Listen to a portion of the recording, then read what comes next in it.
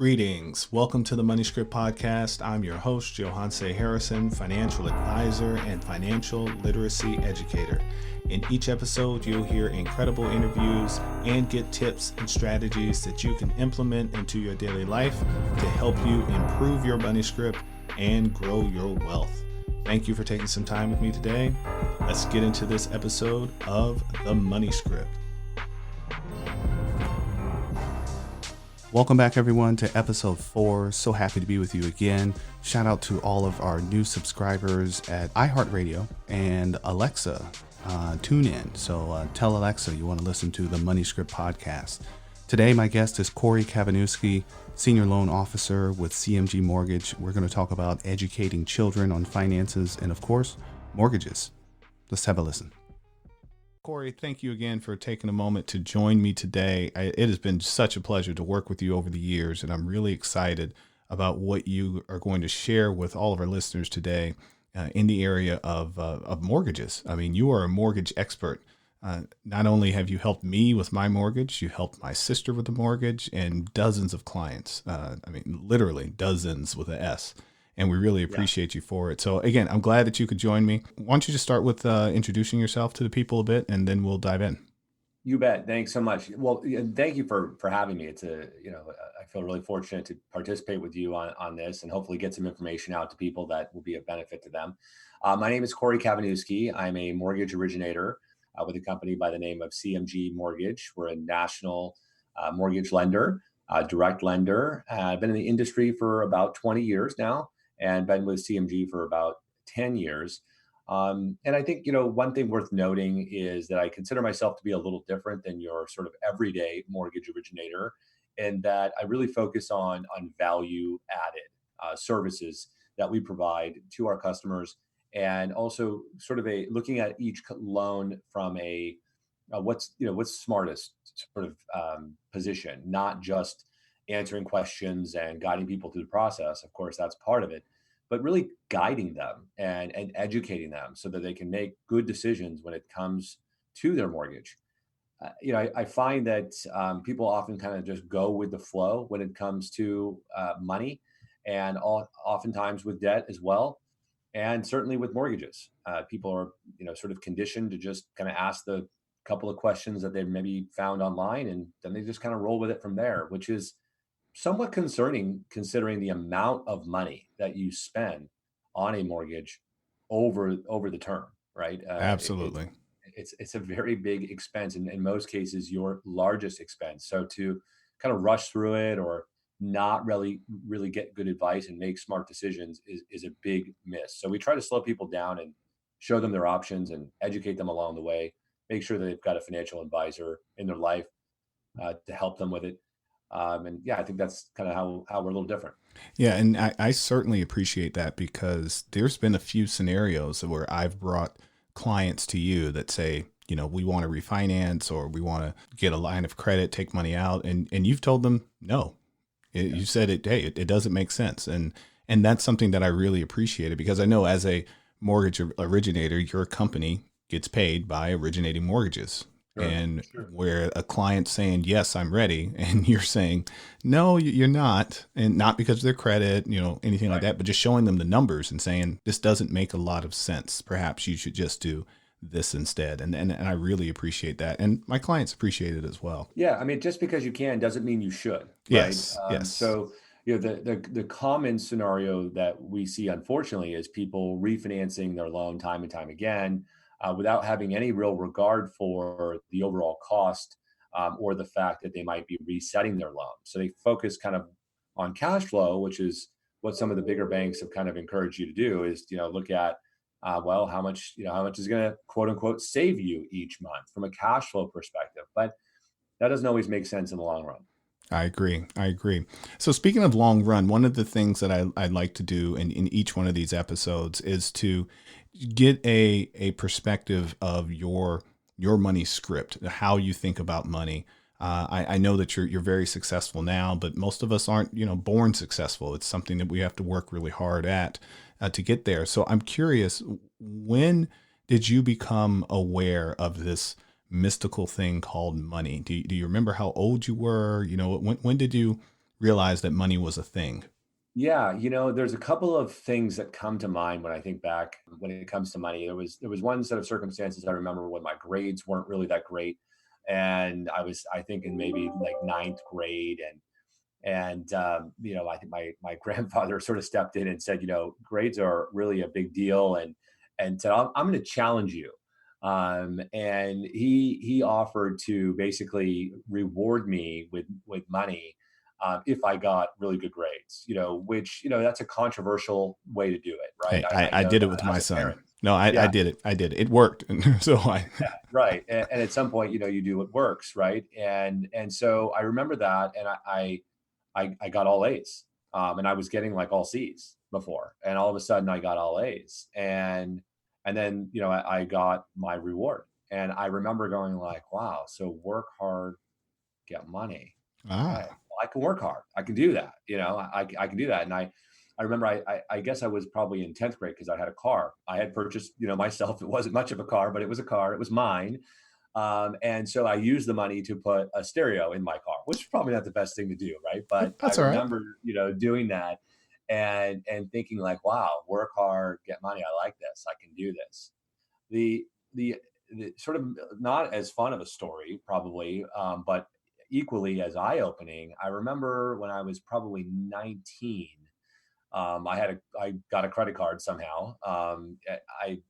My parents were very fiscally responsible and taught me about, money and credit and everything when I was fairly young. So I was able to get a credit card, and I remember like kind of quickly finding myself, in debt by maybe $2,000 or $3,000 Mm. on my credit card, which, many people listening to this would go, hey, that's not that big of a deal. But to me, it was a really big deal. I was 19. I was in college. I didn't really have an income that I could catch up on that. I wasn't really ever going to pay that off, short of a windfall or getting out of college and then getting a job finally and then hacking away at it. In which case, as you know, you pay a whole bunch of interest. Lots of it. Lots of it. Yeah, Especially back and then. so yeah, so I remember, having trouble kind of like, sleeping over that because it was, God, I was getting statements every month and I was taking my paycheck and paying as much as I could, but it wasn't enough to really push the balance down. I kind of felt like I was just barely treading water, and that was a scary feeling. And again, I didn't have my house on the line or anything like that, but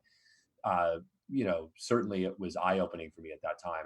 And I think it luckily taught me a lesson without a whole lot of damage at a very young age. So how did you ultimately dig your way out of that hole? Yeah, it took a long time. So I was working at Starbucks at the time as a barista, and I took more shifts. Basically, at some point, I had kind of like I had enough of it, and so I just I took more shifts, which was difficult for me at the time because I was in school at the same time. But I took more shifts and paid it off. But it took like I want to say like 2 or 3 years to get there. Wow. Yeah. So again, there are worse, situations, but for me, that was eye opening and taught me. So it is very likely that on that credit card balance, you probably paid over $1,000 in interest over that time period. Oh, I'm sure. Yeah, and the rates were terrible. I mean, it was double digits, Oh because yeah. I was so young. I didn't have a great credit history and all of that yet. So, yeah, yeah, it was, but it wasn't even the interest or the cost to pay it back. It was just every month getting a bill again. It's like, God, I just earned all this money and I'm still paying for this stupid thing that I bought, you know, whatever, a year before. So Oh, I remember I was in a similar situation. I wasn't at Starbucks, but I received a nice sum of money from my grandmother when I turned 18. She had passed away when I think it was 14, and I was the beneficiary on this account. And I got the letter probably 2 months before my birthday that said, "You're turning 18. You have this account here." And I turned 18 on a Monday. And Monday morning, I was waiting outside the bank to get my hands on that money. Like you, I did put a stereo in my car. Bought some nice shoes, did some things like that. Did not pay anything towards my college tuition. Of course, didn't do that. right, And a few weeks later, I got a letter in the mail from Capital One offering me a credit card. Of course, signed right up for that. right. And similar to you, I carried that balance for almost 2.5 years and just using, what little bit of money I may have been earning here and there to pay it down. And it wasn't until I was working full time that I was able to finally pay that balance off. But I did carry that 16, I don't know, 18. It was a lot. It was double digits, whatever it was. Yeah. And when I look back over that and I see the mistake that I was making at that young age, but I didn't know any better. I didn't, and back then this was before the Card Act became a law, and it allowed 18-year-olds that didn't have any income or verifiable income for that matter, it allowed them to get credit cards. I mean, I remember on college campus, they were out there handing out credit cards. When I first worked for the bank, just gave all my friends credit cards because that's what I got paid to do. And no one checked the income. They're like, oh, what do I put for income? Whatever you want. Right. Right. And no one checked and gave them the credit card. So money, right? Exactly. So I apologize to all of my teenage friends back in the day when I gave you those Nations Bank credit cards, or now Bank of America. Hopefully you've paid them off, being that it's been almost 20 years. So I hope so. So I'm curious. Now you have children, right? I do. I have two children, two boys, 13 and almost 7. Okay. So your children are at the age that they are probably starting to learn that money exists, and they're probably starting to have some sort of emotional attachment to that money. Studies say that it happens around the age of adolescence. Tell me, what type of conversations are you having with your boys around educating them on finance? Well, first of all, we probably don't do enough on this. So my oldest, my 13-year-old, has a checking account. So when he gets, if he gets money from either a project he does or, chores and things, or, or like a gift or a birthday or something like that, we encourage him to put it in the bank. Not that he has to save it all, but let's just get it there first, and then we can decide how we're going to go from there. And that way he has the experience of one, going to the bank and seeing the balance go up, even if it's temporary, you can see that balance go up. He does have a debit card, which he can use. Basically, we allow him to use it with permission. That way we can kind of track it, and, he doesn't go spend, all of his money or something on one thing. Doesn't go buy a stereo system for right, exactly. future car. But, we do want him to be able to, if he says, hey, can I go get ice cream with friends or something? We go, yeah, but, that's a special treat or whatever. And you can choose if you want to spend money on that. And, it's interesting because, at that point, it's like, well, maybe I'm going to get 1 scoop and not 2 scoops, that sort of thing. You start to see those wheels kind of turn when it's their money, right? Yes, yes. So, and they're little steps, but I think that they are laying, a foundation for being at least aware, of what you're doing, what you have and what you're spending, and not, just putting everything, in a piggy bank and then taking it all out and running to the store. Just that process, I think, encourages, responsibility. If he wants to buy something for, a hobby or whatever, it's pretty much say, hey, that's what you want to spend your money on, then you can do that, And I think, where my wife and I really are on this is like, we're okay with failure in this department at an early age, because I think it needs to kind of happen at some point. So, when he says, hey, I'm going to spend, $100 on another fishing pole when he has 5 fishing poles already, as much as I want to say, hey, that's not a good idea, it's like, we're kind of letting him figure that out, and rather than completely controlling it. Those are some of the things that we've done and that we're working on, all the time. I think you're both on the right track. Speaking from someone who has a 18-year-old, I did something similar with him in his early teenage years and got him a checking account, debit card, put a spending limit on the debit card, and let him make his own decisions. And just like you said, it was very interesting to watch how when I'm buying ice cream, it was sundae, 3 scoops, all the extra trimmings.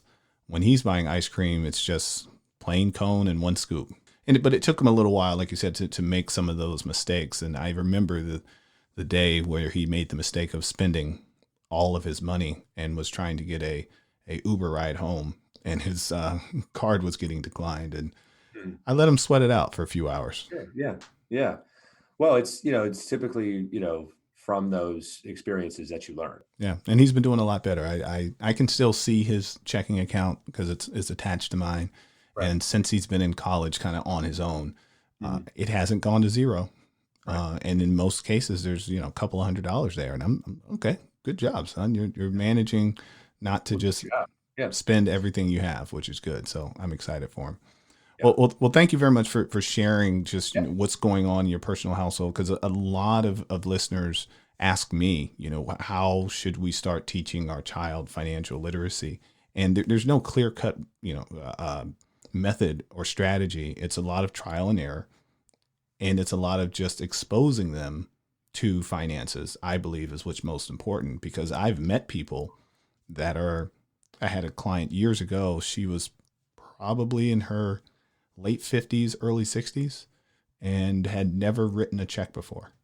Hmm. And her husband had passed away unexpectedly. She was given a credit card when they got together. She spent money on the credit card. He paid it off. She'd never even been inside of a bank to Right. do any transactions on her own accounts, and she was absolutely clueless. She didn't know what to do. Hmm. So I think, had she been exposed at an earlier age to this is how a checking account works, this is how a credit card works, etc., I think she'd be in a lot better financial position today, because she had to learn everything in her late 50s. So now, before we wrap here, I wanted to give you a chance to share a strategy with our listeners that they may not be familiar with. I know with you being an expert in the mortgage industry, that you have not only a really good pulse on what's going on in the industry, but you've also shared with me that there may be some products and services that some people aren't aware of, or they may not even have access to at some of their local banks. And you mentioned one to me earlier. I believe you said it's the all-in-one mortgage, Right. Yeah. The all we call it the all-in-one loan. Right. all-in-one loan. Okay, Yeah. Yeah. And I'll just start by saying that the path that's the most commonly traveled is not always the best path to take. Right. true. And that's true in so many segments of life, and certainly true when it comes to financing. If you look at what most people do when financing their home, they typically do a 30-year mortgage, and they typically are conditioned to really focus on getting the best interest rate. And then, maybe look at closing costs, and then that's kind of it. Those are sort of the big factors that you typically evaluate. And that's all over the internet. It's all over, every Quicken Loans commercial, is here's the percentage.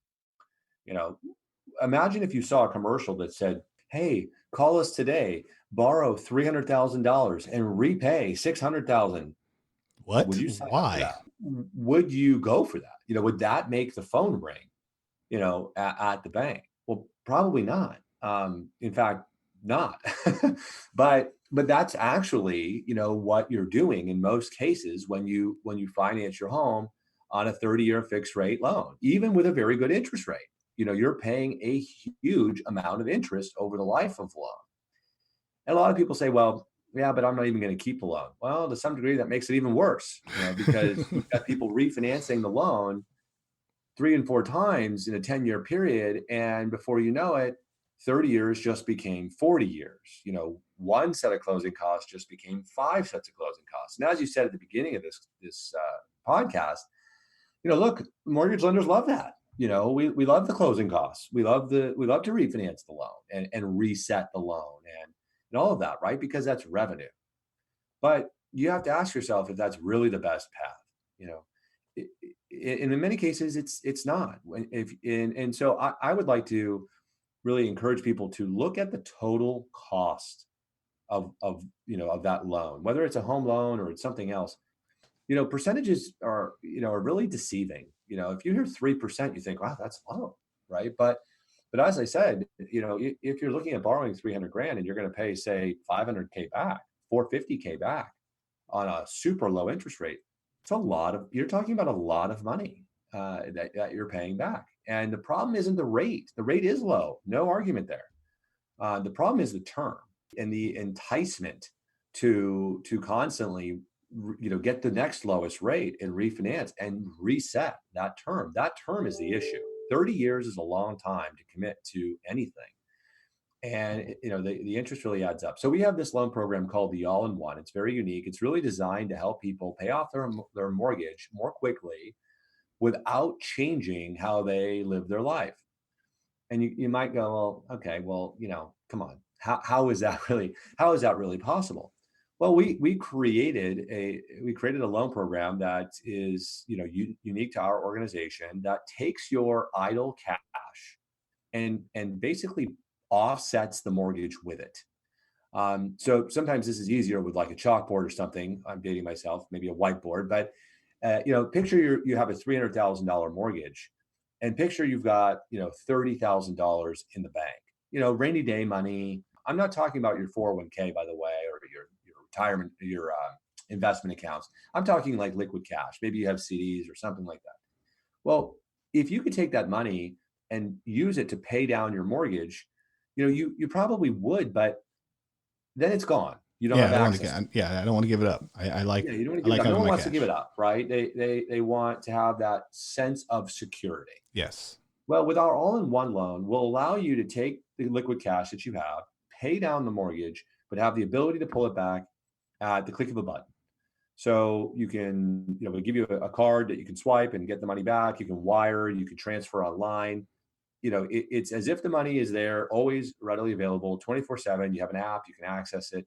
But while you're not accessing it, it's offsetting the mortgage balance. So in that example I gave you, 300K in a mortgage, 30K in liquidity, we call it 270. So your monthly interest charge is based off of 270 in that example. Interesting. Now on top of that, it's not just for someone who's got a bunch of money sitting in the bank, although that helps. It's also for people who are earning money, which is most of us. So you take your earnings and you put it into the loan as well and offset the loan even further.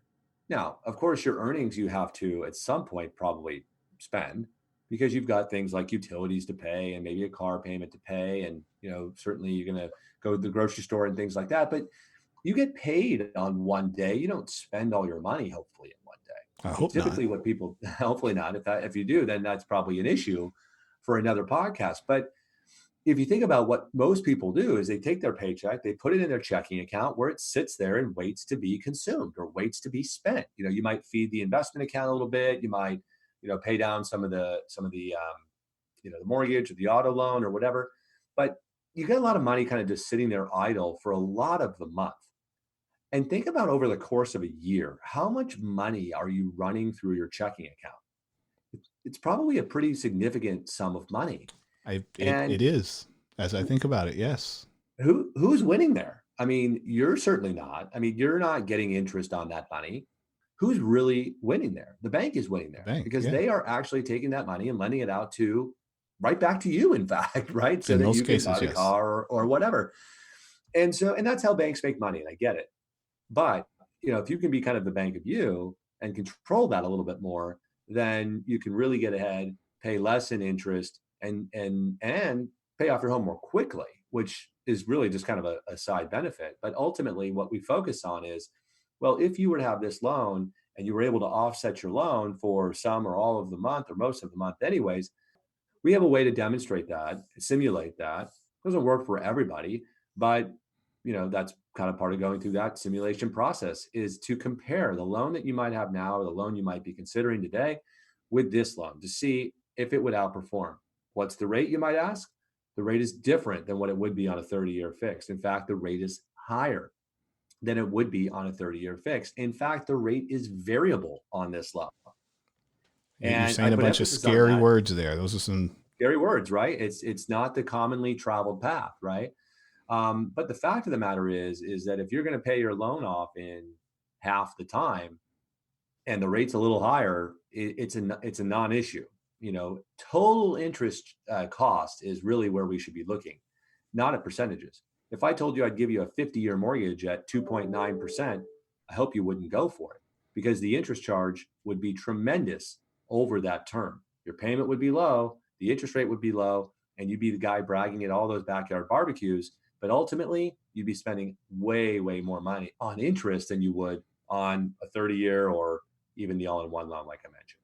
Yeah, I've actually seen when the market collapsed and the mortgage companies were coming to people and restructuring their loans, Yeah. I would see the 40-year loan at, 2.5%, the modifications, and they would brag, oh, I've got 2.5% for 40 years. And okay. I mean, it sounds good, but if you really keep this mortgage for 40 years, you've been better off, in a 4% at 30.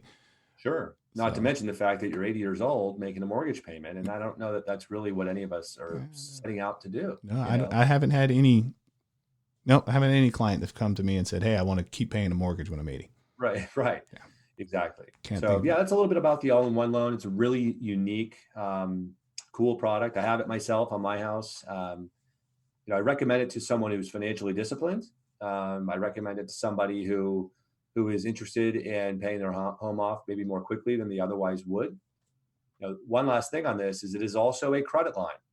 So it also gives you the ability to reach back into the loan and pull money out in the event you need to do that for some reason.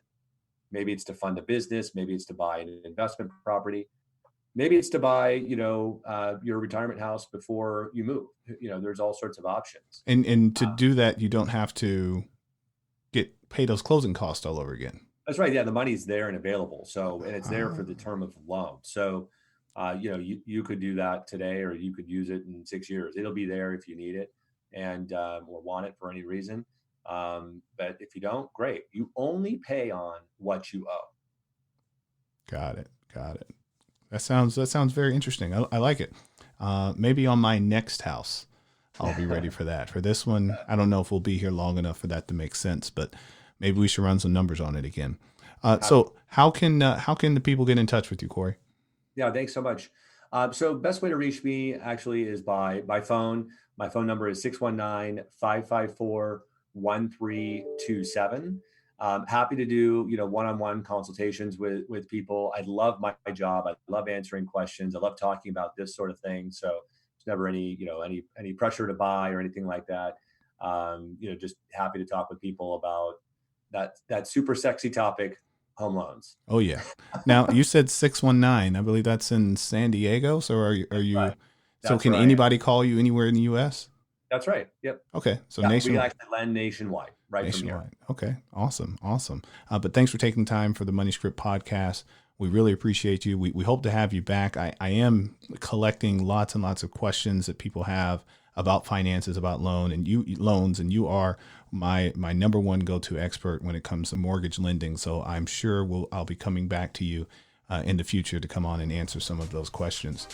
So with that, again, I appreciate you. You enjoy the rest of your week, and tell a friend to tell a friend to tell a friend to hop on to the Money Script podcast and hear you talk about the all-in-one. Thanks, Jan. All right. Thank you. Thanks for joining us on the Money Script podcast. Be sure to check out our other episodes, subscribe, follow, and give us 5 stars. Continue to send your financial questions on Twitter or Instagram at the Money Script. Go to moneyscriptwealth.com and schedule your complimentary consultation to discuss your specific goals and concerns. Financial advisory and investment management services are offered by Money Script Wealth Management PLLC, a registered investment advisory firm registered in the state of Texas and California and other states where exempt. The Money Script LLC and the Money Script Wealth Management PLLC and guests of the episode may have interest in the investments mentioned today. The opinions and views are expressed here are for informational purposes only. This material is educational in nature and should not be deemed as a solicitation for any specific product or service. All investments involve risk and a significant loss of principal. The Money Script nor Money Script Wealth Management offer tax or legal advice. Please consult your tax advisor or attorney for specific advice about your situation. Until next time.